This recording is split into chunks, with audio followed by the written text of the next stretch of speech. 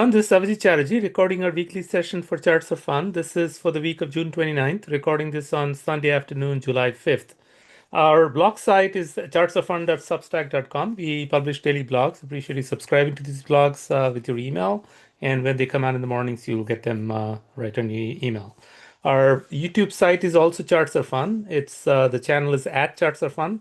We do believe that there are tremendous fun insights in these charts, and we don't share investment advice. It's to use and guide these very interesting patterns in charts in your respective, investment decisions as you, look at various instruments to invest your money in. We are not registered investment advisors, so please realize that we are primarily sharing fun insights, more driven through technical analysis. Today we're going to focus on a very well-known index, since the late 1890s. It's been around, called the Dow Jones Industrial Average. This is price-weighted index with the top 30 stocks. There was a index update that happened last week. Google joined the index, taking out Verizon. So talk about a very traditional telecommunication leader, Verizon. What ends up happening with the Dow is if your industry falls out of favor, your stock price starts getting lower and lower below 100. There's a very good chance that you could get replaced with something that's more trendy or something that's very well established and could be doing extremely well from their respective business area. And Google, as you can imagine, in today's generation of communication sector, is dominant. It's the most dominant internet player out there. So Google replaced, or as they call the parent company, Alphabet, replaced Verizon in the Dow Jones Industrial Average this week. So we'll first look at the Dow Jones Industrial Average. This is the weekly chart. And what we see is a very classic ascending triangle pattern. So if you look at that 45,100, that horizontal resistance line, it broke out towards mid of 2025 with the rising lows. So that's the the pattern of the rising lows and then the horizontal resistance that break out. So from a 36.6 to about the late May and June, July, the key resistance pattern was 45K multiple times and then broke out. So 36,600 to 45,000 is 8,400. Add 8,400 to 45,000, you get 53,400. So 53.4K or 53,400 is that target for this ascending triangle pattern. It had a nice move till up to late February, where it topped out at 50,500. And then after the Iran attack, it pulled back from 50,500. Guess where it successfully tested support and rebounded? Right at that 45,100. It's unbelievable how technical patterns sometimes provide you insights. So when that drop was happening, that was a sharp waterfall drop from that 50,500, it exactly rebounded at the previous resistance that now acted as support at that 45,100. So that is since then held. It came back in a very sharp V-shaped move, almost 19% from 45,100 towards the 53,000 almost. We had a 52,903 last week. This is a weekly chart. Every candle is a week, is where it kind of has climbed up to. If you look at the daily chart of the Dow Jones Industrial Average, this is a beautiful inverse head and shoulder. So if you look at that 49,800, that's the neckline. You can see a left shoulder formed with a pullback to 48,700. Then a head formed at 45,100 back to the 49,800. A right shoulder exactly matching the left shoulder at 48,700. And then a breakout. So if you measure the target of this inverse head and shoulder from 45,100 to 49,800, that's roughly talking about 4,700. Add 4,700 to 49,800, you get 54,500. So while the weekly charts ascending triangle pattern is giving us a target around 53,400, the daily chart has got a target slightly higher, another 1,000 points or so higher, from 53,000 to 54,500 is potentially where Dow Jones could be climbing in the next few weeks.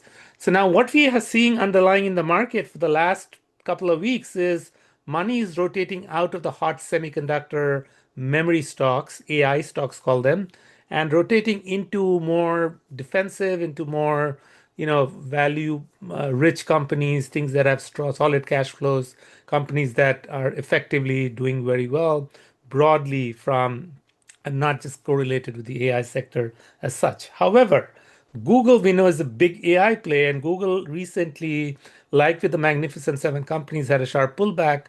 But if you look at Google's chart, which is the addition to the Dow Jones Industrial, replacing Verizon, it adds more oomph to the index because it's price weighted. And Google's price, as we know, is right below 400 right now. It ended at 3,356, much better weighted than Verizon, which is hanging in the $40 to $50 price range. So Google, if you look at their chart, this potentially has not yet formed, but we are just anticipating maybe an inverse head and shoulder could pan out.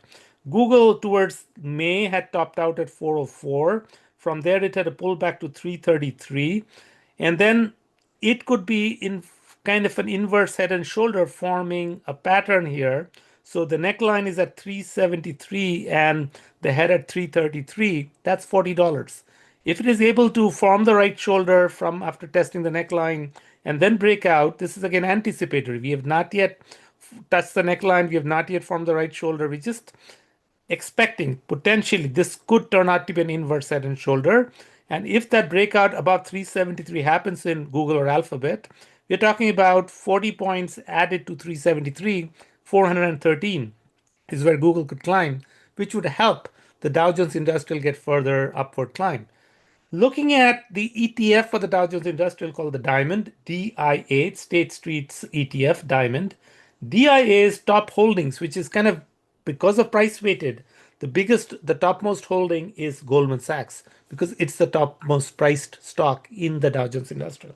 Second is Caterpillar. These are both hovering around the $1,000 mark from a price perspective. United Health is number 3. Microsoft is number 4. AMGN is number 5. And look at Alphabet, came out of nowhere, right? It was not in the Dow Jones Industrial. They just got added, but because of the price, they got added right towards the top of the top 6. So it's the 6th biggest holding in the diamonds or the DIA ETF.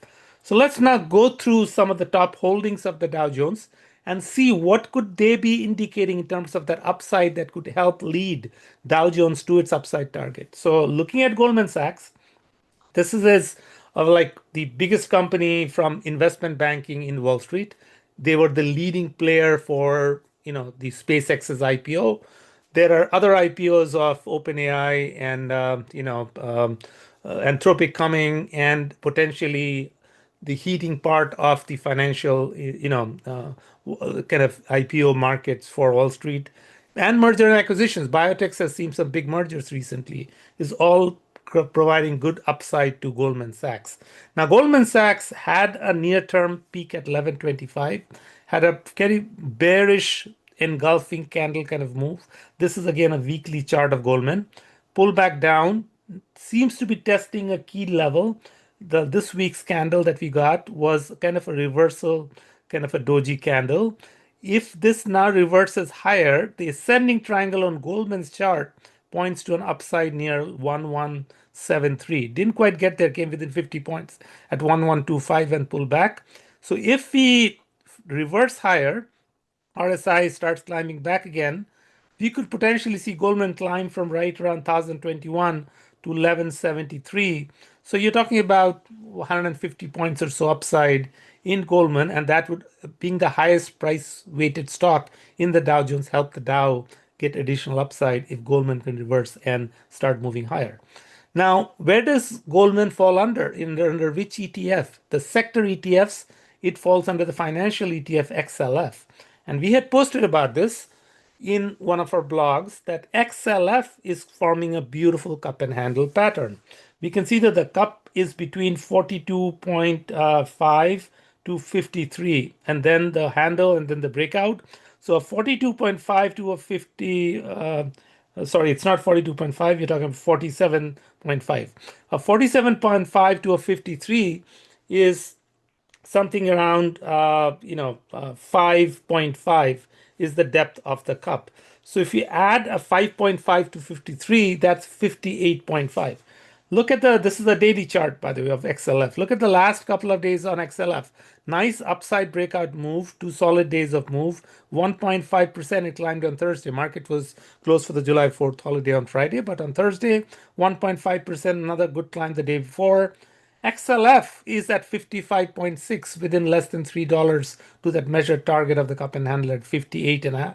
Look at the volume patterns on like this gap, bullish gap breakout that we got in early June. Strong volume. Look at the strong volume the last couple of trading days in Wednesday and Thursday. Strong volume in this move. So it's got a momentum, it's got upside, and the financials are currently benefiting from a potential rate hike, is what Kevin Warsh from the FMC chair hinted at.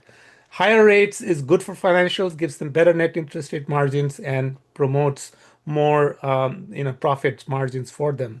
So financials with the upside momentum could climb to 58.5 XLF, and with that, Goldman being on the top weighted XLF components could benefit and rise with it. Now, the second largest weighted stock in the Dow Jones Industrial is Caterpillar. This is in the industrial sector, a weekly chart. Absolutely a parabolic move. Not too far back in 2025, it was at 263. It peaked out at 1073 this week and then kind of had a bearish reversal. This is almost like a shooting star. Shooting star candles tend to have a smaller body and a big long wick on the top. The long wick on the top is definitely there. The body is slightly bigger than that, but we do two back-to-back bearish candles in the Caterpillar. The previous one was a doji reversal candle, and then right here we got another negative candle the second week. So two consecutive bearish reversal, but key is we got to see if 930, which is right now going to be key support. It was previously resistance. From there it pulled back to 854, broke higher. If it can hold 930 and then maybe it start another climb. Why could it start another climb? Caterpillar is a key part of the Industrial ETF XLI.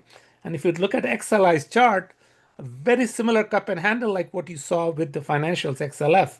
So here the cup and handle is 178, the left brim, 155, the cup, base of the cup, 177 is the right brim. So 155 to a 177, talking about 22 points. Add 22 to 177, 199. So between 198 and 199 is XLI's upside. Where did it end on Thursday? Near 184, 183.91. So another 14 to $15 upside in XLI could potentially take Caterpillar, maybe get a reversal and get slight higher prices coming. So Caterpillar heading higher, Goldman heading higher, the two top price weighted components of Dow Jones helps get additional upside to Dow Jones. The third largest is United Health. United Health chart had a very sharp drop in 2025. There was a big issue with their payments with the healthcare costs shooting higher with the baby boomers. And as a result, they were really impacted to their margins and not getting enough reimbursements for all the insurance payouts that they had to do. A very sharp waterfall drop. Since then, it is kind of a beautiful W-shaped double bottom.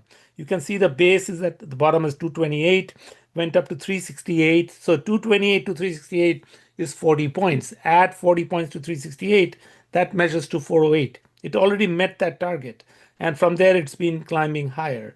So potentially this, actually it's more than 40 points. It's 228 to 368 is 140 points. So 140 points added to 368 is 508. Where are we right now? At 425. So there's another $80 or so upside in United Health out of this W-shaped double bottom. And what's nice is the second time it came to test that bottom, beautiful positive divergence on RSI. RSI was a higher low than it was when the previous test of the bottom happened. So out of this W-shaped double bottom, that upside from, again, 228 to 368, 140 points added to 368, 508 is potentially possible in United Health, and that helps the Dow Jones get additional upside because this is also one of the top third largest holding in the Dow Jones Industrial. Another one right after, also a healthcare stock, is AMGN. AMGN just broke out of a beautiful inverse head and shoulder pattern. We can see that the neckline is around 356, 358. The left shoulder is at 332, head is at 318, right shoulder at 334, and then that breakout, a 318 to a 358, a $40 added to 358, 398. Where did we end on Thursday? 374. So another 24 points or so in Amgen could also be in the cards, and that helps the Dow Jones Industrial Average get to its target. Looking at the ETF that powers the healthcare called XLV, a similar kind of a cup and handle like we saw in XLF, the financials, and like we saw in the XLI, the industrials. This one is a beautiful cup and handle from 141 to 154. That's a 13 points or so added to 154, 167. We are not too far from it. We've already reached 163. So another $4 or so of upside in XLV can't be ruled out. And that XLV, two key components, United Health and Amgen, could help drive the XLV to its target. Finally, if you look at Microsoft, which is the fifth largest holding in there, this has been in the news because Michael Burry, the very famous hedge fund manager who made a killing during the financial crisis in 2007, 2008, had predicted the housing collapse.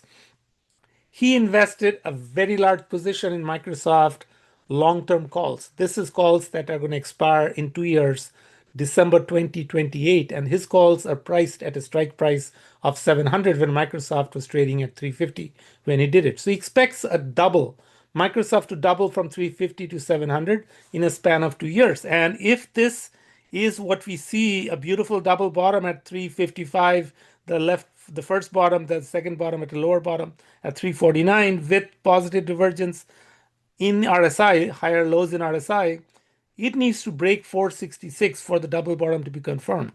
If it does break 466 from a 349 to a 466, you're talking about 117 points or so added to 466. So that's going to take it to 573 or so, above the previous highs at 551. Microsoft potentially could have a nice reversal. This was capitulation volume when it reversed at 349. Look at that beautiful, this is a weekly chart. Look at that beautiful doji reversal, right? That's almost a hammer candle, a nice reversal off from the 349 low, ended towards the highs of the week and left a long wick on the bottom. That's how reversals happen.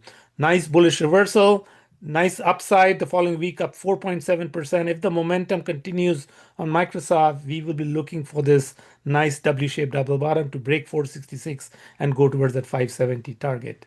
With that, good luck investing. We feel that there is a rotation move happening in the markets. The hot AI sector, the semiconductor, and the memory stocks could be sold off, but there are opportunities. Look at the traditional Dow Jones Industrial Average. DIA is the ETF to play it, or if you're looking at the broader set of Dow Jones stocks, there are opportunities in many of the stocks, such as Goldman, such as Caterpillar, such as United Health, Amgen, or Microsoft. For that matter, the latest added addition, Google, could also be a way to play that upside in the Dow Jones Industrial. Good luck investing. We'll talk to you next week. Thank you for listening. We are not registered investment advisors and encourage our users to consult with their financial advisors before making investment and trading decisions. Nothing contained in our content constitutes a solicitation, recommendation, endorsement, or offer by us at Chartsarefun or any third-party service provider to buy or sell any securities or other financial instruments in this or in any other jurisdiction in which such solicitation or offer would be unlawful under the securities laws of such jurisdiction.